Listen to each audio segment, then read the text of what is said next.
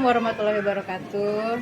Waalaikumsalam warahmatullahi wabarakatuh. Nah, terima kasih ya Ibu Nini sudah berkenan untuk saya wawancarai hari ini untuk menggali lebih banyak tentang bagaimana cara Ibu Nini sebagai kepala sekolah SD Negeri 76 untuk mengambil keputusan gitu ya Bu ya. Sama Bu Ines. Nah, yang ingin saya tanyakan yang pertama, selama ini bagaimana Ibu Nini mengidentifikasi kasus-kasus yang merupakan dilema etika dan bujukan atau bujukan moral? Dilema etika sendiri Ibu pernah ngalami nggak? Dilema etika maksudnya ada benturan kepentingan. Iya. Nah, Ibu pribadi pernah menghadapi itu? Secara pribadi Iya. Kalau secara benturan kepribadian benar. Secara pribadi, dilema di pribadi saya sendiri itu mungkin sebagai seorang ibu, sebagai seorang istri, dan sebagai seorang pekerja ya, sebagai seorang pendidik. Itu yang sering terjadi dilema moral itu luar biasa. Mungkin Ibu Ines juga merasakan dilema moral itu, apalagi ketika berhubungan ini dengan anak kita. Terakhir saya harus berhubungan dilema itu ketika saya sebagai kepala sekolah di sini, sebagai manajerial, saya pagi-pagi harus datang di sini. Saya mau selalu berusaha saya yang paling pagi datang di sini. Anak saya juga sekolahnya mengundang orang tuanya untuk yang terakhir ini. Kalau yang sebelum-sebelumnya juga banyak. Yang terakhir itu untuk rapat komite di sekolah anak saya, rapat namanya pertemuan anak saya kan sekolah baru masuk kelas 1 SMA. Tapi saya tetap harus datang di sini dulu, nggak bisa langsung ke sana. Akhirnya saya tetap datang di sini, menyelesaikan tugas dan tanggung jawab saya di sini, sapa salam, menyelesaikan apa yang harus saya selesaikan di sini dulu. Akhirnya anak saya sudah telepon, Mama cepetan datang. Baru pergi. Dari tunggu, sebentar nak ya, Mama selesaikan dulu pekerjaan di sini ya. Di situ sebenarnya dilema moralnya keluar. Saya sebagai seorang pendidik dan sebagai kepala sekolah di sini, saya harus menyelesaikan tanggung jawab saya. Sebagai tanggung jawab pekerjaan saya, tapi juga harus menyelesaikan tanggung jawab sebagai seorang ibu kepada anak saya. Jadi akhirnya saya harus pintar membagi waktu, menyelesaikan dilema di hati saya ini, membagi waktu pekerjaan selesai, tapi di sekolah selesai, dengan anak saya juga selesai, walaupun itu mungkin agak terlambat datangnya. Dengan kita jelaskan dengan gurunya, akhirnya ya mereka juga paham dengan kondisi kita. Itu pasti mungkin bagi seorang ibu pekerja dilema seperti itu akan banyak terjadi ya. Kalau perihal bujukan moral Ibu pernah berhadapan misalnya ada keinginan untuk melanggar aturan tertentu. Iya. Yang sudah pasti itu salah namun tapi tetap kita lakukan namun kita lakukan. Ya. Seperti itu misalnya kalau pengalaman selama ini misalnya seperti ini, kita terhadap ini dalam proses mungkin sebagai saya dulu ketika menjadi seorang guru atau ketika sekarang sebagai kepala sekolah sih sebenarnya. Itu sesuatu hal yang tidak boleh saya lakukan. Tapi ada yang membisikkan, nggak apa-apa itu dilakukan. Misalnya masalah pembuatan perbaikan di sekolah ini, tapi secara memang itu tidak diperbolehkan, tapi kata gue nggak apa-apa. Tapi akhirnya setelah saya berdiskusi dengan teman sesama kepala sekolah, kemudian berdiskusi lagi dengan orang siapa sih yang lebih senior di sini, saya tetap harus mengikuti aturan yang ada. Itu akhirnya saya tetap memilih aturan yang saya Oke, tadi berarti Bu Nini kalau misalnya terkait dilema etika, kedua-duanya tetap berusaha digapai gitu ya Bu ya. Yang mana yang prioritas lebih dulu itu yang diselesaikan, paling dekat baru kemudian yang selanjutnya. Kalau bujukan moral, Ibu tetap harus sesuai dengan aturan yang berlaku. Kita tidak boleh melanggar aturan intinya, walaupun itu nanti untuk kepentingan apapun juga, tetapi kita harus tetap berdasarkan aturan. Apabila Ibu sedang berhadapan tadi yang kasus ini ya yang dilema etika ya. Apabila Ibu sedang berhadapan dengan dilema etika, lalu kemudian ingin mengambil keputusan, langkah-langkah apa secara terperinci satu persatunya sampai Ibu mengambil keputusan demikian gitu. Langkah pertama yang pastinya sama seperti itu, saya melakukan observasi secara mungkin guru-guru itu tidak tahu ya, kalau saya pas sekolah ini guru itu mungkin tidak tahu saya mengamati mereka. Setelah itu saya membuat catatan kecil. Pasti harus seorang kepala sekolah itu memiliki catatan masing-masing individu guru. Tidak bisa kita mencatat secara global, oh guru-guru itu seperti ini. Tapi kita bisa, Ibu Ines akan catat, Ibu Ines ini orangnya seperti ini, seperti ini. Ibu Siska nanti orangnya seperti ini. Setelah saya memiliki catatan, saya akan berbincang. Setelah berbincang, saya ketemu permasalahannya. Setelah itu saya pastikan observasi saya tadi klik dengan apa yang setelah hasil saya berbicara dengan guru tadi, ngobrol ringan tadi, baru nanti saya belum mengambil keputusan dari cuman hasil saya observasi dan berbincang dengan guru. Saya cuman berpikir berbagai alternatif untuk menyelesaikan permasalahan ini. Mungkin ada 3 atau 2 alternatif. Setelah itu saya akan berdiskusi. Terutama di sini kan ada guru yang senior, guru yang mungkin sudah mau pensiun, yang memang dituakan di sini. Saya kan masih termasuk kepala sekolah yang muda di sini. Jadi ya, saya akan berbicara dengan beberapa guru senior di sini, menjelaskan duduk permasalahannya, dan saya kira-kira ingin mengambil keputusan seperti ini. Bagaimana menurut pendapat beliau-beliau ini tadi. Dan tentu saja masukan dari mereka ini kan positif. Dengan pertimbangan mereka berpengalaman di sini. Sedangkan saya kan belum terlalu berpengalaman, baru sekitar 1 tahun di sini. Nah, dari mereka akhirnya saya mengambil keputusan. Mengambil keputusan dengan akhirnya keputusan ini yang saya berikan ini harus dilaksanakan. Harus dilaksanakan dan dikerjakan dengan konsekuensi yang harus mereka tanggung. Intinya kalau mau nggak eksempelnya? Saya jelaskan, saya punya eksempelnya seperti ini. Kami di sini punya satu guru yang memang bermasalah. Memang dia itu dengan kepala sekolah yang lama dulu, akhirnya dia tidak dapat jam. Tidak dapat jam ngajar, sedangkan dia memang guru kelas. Dia memang belum S1, D2. Sangat dilema sekali. Dia tidak dapat jam. Saya masuk ke sini sebagai kepala sekolah. Ketika mau menentukan jam belajar, bapak ini kan ngadep dengan saya. Saya kan mengobservasi juga bapak ini, kemudian tanya dengan guru-guru yang lain dan ngobrol juga dengan bapak ini. Setelah saya punya catatan banyak, bapak tuh ngadep juga pada saya. Bapak itu termasuk inilah, dia ingin menyelesaikan permasalahannya. Dia bercerita, ada etikat baik lah. Iya, ada etikat baik. Beri saya kesempatan. Saya ingin sebagai seorang guru, saya ingin mengajar, saya ingin mendidik.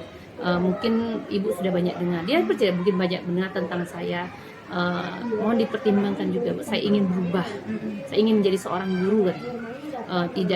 Jangan saya nggak dikasih jam. Oke. Setelah bapak itu, ya pak, nanti saya musyawarahkan ya dengan guru-guru yang di sini ya. Saya kasihan bapak itu. Ya. Saya berbicara dengan guru-guru juga yang senior, bukan hanya karena kalau berbicara dengan guru-guru yang lain. Akhirnya saya mengambil keputusan, bapak ini saya kasih jam, dia tetap menjadi wali kelas, tapi dengan satu konsekuensi, kami punya kontrak kerja dengan bapak, harus dipenuhi dengan bapak, mulai dari disiplin bapak. Kemudian konsekuensi kalau bapak tetap seperti kemarin, misalnya sering meninggalkan kelas, mau pergi kemana nggak tahu waktunya, bapak harus menerima apa yang telah bapak tentukan. Yang dijanjikan tadi ya, betul. Bapak akhirnya menerima, dan setelah saya observasi, sekarang sudah November ya, kita pembagian kelas Juni. Alhamdulillah bapak itu datang terus setiap hari. Tapi memang kadang-kadang dia datang terlambat dengan dia kasih alasan yang jelas ya. Ada ya. Bapak ini kan memang punya problem keluarga kan di rumahnya. Tapi alhamdulillah untuk saat ini dia dapat setiap hari ngajar ya. Alhamdulillah terselesaikan. Ini sangat dilema karena paling tidak saya mempertaruhkan 30 siswa nasibnya. Betul. 30 siswa ya. Dipercayakan Bapak ini kan. Tapi kan saya tidak hanya melihatnya jeleknya dalam beberapa tahun ini, saya lihat juga sebelum-sebelumnya. Bapak ini kan sudah tahun berapa ya? Sekitar 2028 dia pensiun atau 2027. Jadi saya juga lihat beberapa puluh tahun yang lalu bagaimana track record bapak ini sebagai guru, dia bagus ternyata. Tapi karena setiap manusia itu ada problemnya. Dia punya problem keluarga, akhirnya dia menjadi seperti ini. Akhirnya karena dia juga saya tidak mau menjelekkan pimpinan yang lalu, dia tidak dapat jam intinya, akhirnya menjadi akhirnya. Tapi kan kita sebagai seorang manusia, kita harus memberikan kepercayaan kepada orang lain, memberikan kesempatan, tidak boleh mengejudge orang itu, oh dia ini kalau buru-buru terus enggak. Manusia itu kan ada bisa berubahnya menjadi manusia yang lebih baik. Iya, jadi ada alurnya, observasi, berbincang, berdiskusi dengan orang-orang yang memang sudah berpengalaman. Kemudian saya ambil keputusan dengan nanti harus ada konsekuensi dari keputusan yang saya ambil kepada si anak. Dan itu sejauh ini efektif ya Bu ya? Efektif. Oke, sejauh ini efektif untuk pengambilan keputusan Alhamdulillah, iya, dengan langkah-langkah tersebut. Sampai menghasilkan suatu keputusan. Jadi kita punya dan buku sejauh ya. ini setelah di monitoring Alhamdulillah berjalan dengan keputusannya tepat gitu ya. paling tidak Bapak itu sudah menunjukkan perubahan. Kalau orang persentase mungkin sudah sekitar 80% Perubahan iya. ya. Apa saja yang selama ini merupakan tantangan dalam pengambilan keputusan? Iya. Banyak yang pastinya kalau tantangan itu yang pertama sekali dari diri kita sendiri, takut apa yang kita lihat tadi tidak tepat ya. Apalagi kita sebagai kepala sekolah itu berarti mempertaruhkan nasib guru, nasib siswa dan wali murid. Betul. Jadi banyak. Jadi keputusan kita benar-benar harus matang dengan mempertimbangkan banyak hal. Termasuk salah satunya kalau saya berdiskusi juga dengan orang dinas. Dengan Pak Erpan, Pak Edward dan Pak Erpan. Saya akan bertanya ketika ada permasalahan itu, saya akan bertanya karena tidak bisa saya mengambil keputusan tanpa restu dari orang atas ya. Betul. Ketika saya sudah dapat restu orang atas, akhirnya saya ambil keputusan itu. Apa tadi? Ininya ya, tantangannya salah satunya saya secara pribadi kadang takut apa yang kita tidak tepat. Tapi kita harus ada rasa khawatir. Iya, ada rasa khawatir ya, tapi kita harus mencoba ya, harus mengambil keputusan supaya untuk menyelesaikan permasalahan kita. Yang kedua, tidak semua keputusan yang kita ambil itu bisa memuaskan orang banyak. Betul. Ya, tapi tetap kita harus mengutamakan untuk kepentingan orang banyaknya, bukan mementingkan mengambil keputusan untuk mementingkan kepentingan orang sebagian kecil, tapi sebagiannya orang banyak. Itu yang harus kita ambil. Itu ini tantangannya. Karena tidak semua orang itu suka dengan keputusan yang kita ambil. Karena tidak semua orang itu suka dengan nasib orang lain kalau orang itu lain nasibnya baik kan. Itu tantangannya salah satunya. Kemudian kalau untuk masalah etika moral seperti itulah intinya. Kemudian yang lainnya hampir tidak terlalu sih, karena permasalahan kalau berhubungan dengan etika dan moral itu kan ke pribadi, ke hati kita ya. Pribadi kita sendiri. Iya, beda kalau dengan masalah ke sekolah itu nanti banyak bujukan moral. Ya. Kalau bujukan moral itu dana bos. Iya, itu beda. Kalau penyelesaian etika moral iya seperti itu. Kekhawatiran kita dan tidak semua orang itu bisa kita servis semuanya ya, tapi yang mereka mau iya, gitu. Prinsipnya kita ambil sebagian besar, karena kalau sebagian besar berarti kita menyelamatkan orang banyak. Jangan kita mengambil keputusan yang sedikitnya, karena itu kita nggak bisa menyelamatkan orang yang sedikit, tapi sebagian orang besar. Berarti kita tuh perlu menimbang apa manfaatnya sebanyak apa yang dapat manfaat itu. Jadi gitu betul. Jadi keputusan yang kita ambil, kita lihat loh resikonya akan seperti ini, dan nanti manfaatnya buat orang lain itu seperti apa. Jadi ketika manfaatnya itu lebih banyak daripada resikonya, ya kita ambil manfaatnya yang tadi. Kalau kita ngambil resikonya yang cuman ini ya nggak bisa. Jadi kita lihat manfaat dari keputusan kita ini efeknya seperti apa. Bukan hanya individu seperti saya dengan Bapak itu tadi saja, tapi efeknya kepada pendidikan di sini seperti apa. Sampai ke anak didik. Sampai ke anak didik. Ini saya ada ilustrasi ya Bu ya. Apabila Ibu memiliki sebuah tata kala gitu, atau jadwal tertentu dalam sebuah penyelesaian kasus dilema etika, apakah Anda langsung menyelesaikannya di tempat atau memiliki sebuah jadwal untuk menyelesaikannya bentuk atau prosedur? Tadi kayak yang Ibu bilang ya, observasi dulu, tidak langsung serta-merta ambil keputusan kan? Perlu dipikirkan dulu.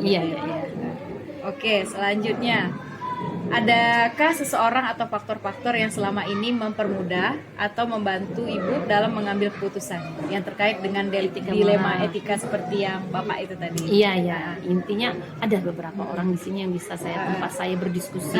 Jadi dia dianggap yang berpengalaman dan dia memang berada di pihak yang netral. Akhirnya dia menjadi tempat saya berdiskusi karena tidak mungkin kita tuh mengambil keputusan sendiri. Kalau kita mengambil keputusan sendiri risikonya akan lebih besar. Tapi ketika kita meminta masukan dari orang-orang yang sudah berpengalaman, selain itu kepada orang dinas juga kita harus berbicara. Jadi intinya orang-orang yang membantu itu adalah guru-guru yang di sini sudah senior, ya dari dinas, terutama Pak Erpan karena dia memang pembinaan GTK kita, kepegawaian kita. Kemudian kepada teman-teman kepala sekolah yang memang sudah senior dan memang dia welcome terhadap saya dan dia memang dituahkan juga di antara kepala sekolah itu, kita juga berbicara gitu, meminta pendapatnya, pertimbangannya. Mereka kan akan memberikan masukan kepada kita seperti apa nanti keputusan yang harus kita ambil. Oke, terakhir nih Bu. Pembelajaran apa yang dapat Ibu petik dari pengalaman mengambil keputusan dilema etika? Oke, pengalaman. Pengalaman itu berarti kita mengambil keputusan tuh jangan pada saat itu juga. Iya. Jadi mengambil keputusan itu harus kita berpikir dulu dan berdiskusi kepada orang lain. Jangan mengambil keputusan secara sendiri dan pada saat itu juga. Karena keputusan itu bisa berbahaya. Karena keputusan seorang kepala sekolah itu impact-nya akan besar. Jadi keputusan itu harus kita pikirkan dulu sebelum mengambil keputusan itu. Kita analisis, kita observasi, kita berbicara dengan orangnya sendiri, berbicara dengan orang lain, berbicara dengan atasan kita juga lagi, dan bertanya lagi dengan kepala-kepala sekolah yang lain. Intinya diskusi baru kita ambil keputusan. Insya Allah dengan prosedur yang kita lakukan tadi, insya Allah resikonya sedikit, manfaatnya yang akan lebih banyak. Harus tahu langkahnya, Iya. jangan ngambil keputusan mendadak, Iya, betul, sesegera betul. mungkin perlu dipikirkan matang, Matang. baru kita bisa mengambil keputusan yang tepat. Yes, ya, betul, Oke, betul. terima kasih Bu Nini atas Sama-sama. waktunya. Sudah membantu saya dalam mengerjakan tugas modul 3.1 Satu ini. ya. Semoga sukses ya. Ya, Nah, nanti makasih bisa ya, jadi Bu, ya. kepala sekolah juga. Assalamualaikum warahmatullahi wabarakatuh. Terima kasih Ibu atas waktunya sudah mengizinkan saya untuk mewawancarai Ibu terkait dengan tugas saya di kegiatan guru penggerak modul 3.1 demonstrasi kontekstual. Kami diminta untuk mewawancarai kepala sekolah 2-3 orang. Ibu adalah kepala sekolah dari sekolah tempat saya mengabdi ya Bu ya. Jadi saya ingin bertanya terkait dengan bagaimana kebijakan Ibu mengambil keputusan Ibu. Yang pertama yang ingin saya tanyakan ke Ibu adalah bagaimana Ibu mengidentifikasi kasus-kasus yang merupakan dilema etika atau bujukan moral. Ya, Waalaikumsalam warahmatullahi wabarakatuh. Jadi kasus kita identifikasi yang dilema etika dan bujukan moral itu kita bisa lihat dari kasus-kasus yang sudah pasti itu sudah ada kasus-kasusnya itu yang kira-kira tidak dari jurnis kita, dari pedoman kita dalam menyelenggarakan sekolah itu tidak menyimpang. Nah itu yang untuk yang kira-kira menyimpang, nah itu maka kita harus bedakan ya, dengan tepat. Gitu. Kalau yang dilema etika berarti tidak melanggar jurnis kita gitu ya Bu ya, tapi kalau dalam bujukan moral itu ada pelanggaran Bu ya. Ya, betul. Baiklah. Yang kedua Bu yang ingin saya tanyakan, bagaimana Ibu menjalankan pengambilan keputusan di sekolah Ibu, terutama untuk kasus-kasus yang ada dua kepentingan yang sama-sama benar, yang dilema etika tadi, dan sama-sama mengandung nilai yang baik gitu. Pertama kita identifikasi permasalahannya. Kemudian setelah diidentifikasi, kita mencari alternatif yang terbaik untuk keputusan itu.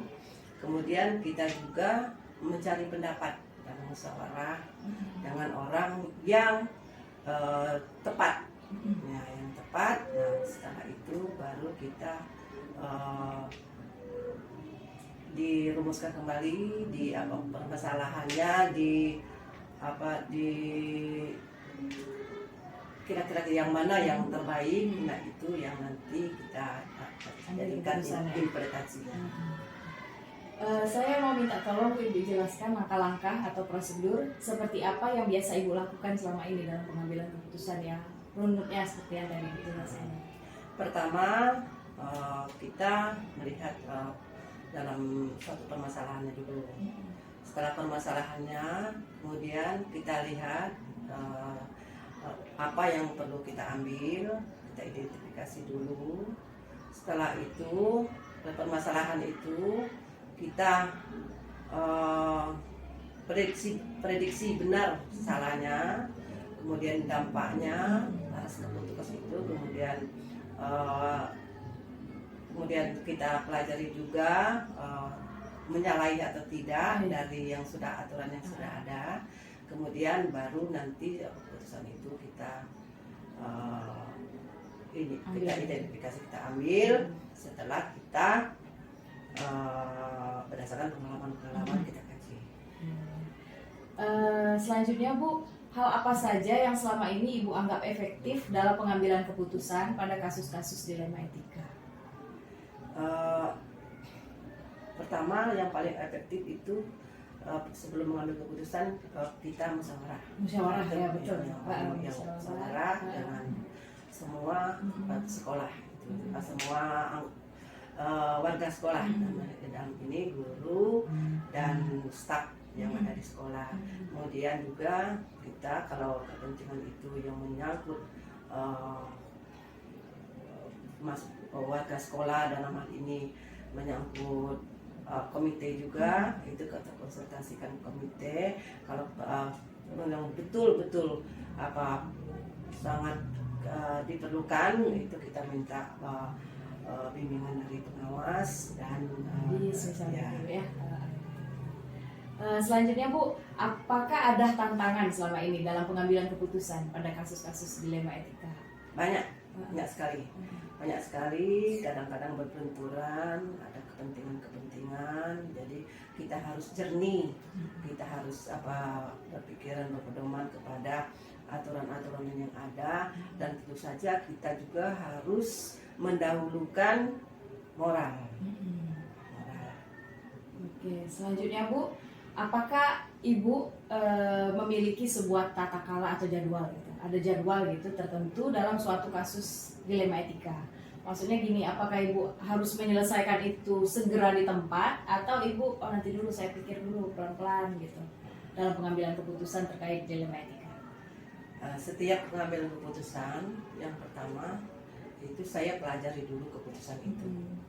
Nah, setelah dipelajari, kemudian kita identifikasi, baru keputusan itunya juga saya minta pendapat orang yang saya perlukan untuk diambil pendapatnya. Nah, setelah nanti saya juga identifikasi dampaknya yang akan datang, bagaimana, kemudian bagaimana juga nanti yang akan datang itu, saya prediksi kira-kira ini akan membuat sekolah lebih maju atau tidak. Oh, ya. Tadi Bu bilang bahwasannya Ibu meminta pertimbangan saran dari orang-orang. Nah, siapa saja itu Bu? Nah, pertama saya pertimbangan dari pengawas pembina, kemudian dari komite sekolah, kemudian lanjut lagi kalau memerlukan itu ke kepala dinas. Dari sekian banyak yang sudah Ibu lalui terkait problematika dilema etika tersebut, apakah ada pembelajaran yang bisa Ibu petik dalam pengambilan keputusan dilema etika? Sangat banyak. Nah, dari pengalaman yang ada sangat banyak, bahwa dari dilema-dilema itu sangat banyak saya dapatkan. Ada dari itulah saya terus belajar dari pengalaman yang ada. Oke, terima kasih ya Bu atas waktunya.